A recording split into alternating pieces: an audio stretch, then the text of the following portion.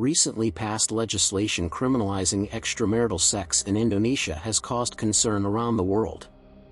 Foreign governments worried about their citizens visiting the country for tourism, as the Indonesian island of Bali is a major tourist hub.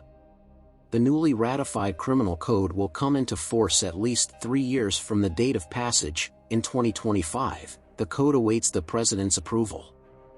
Along with punishing sex and cohabitation outside marriage with jail terms, the code also outlaws defamation of the president and state institutions.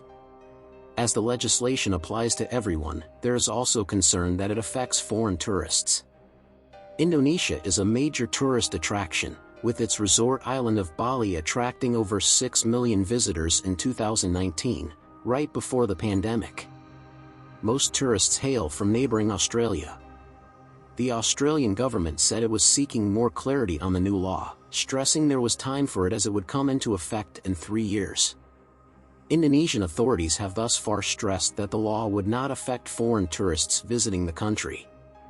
Drafts leaked in the media suggest prosecution would only take place if those engaging in extramarital sex are reported by immediate relatives. However, many rights activists have warned that if a foreigner is engaged in a relationship with a local, he could be subject to the legislation, as the legislation applies to both citizens and visitors to the country.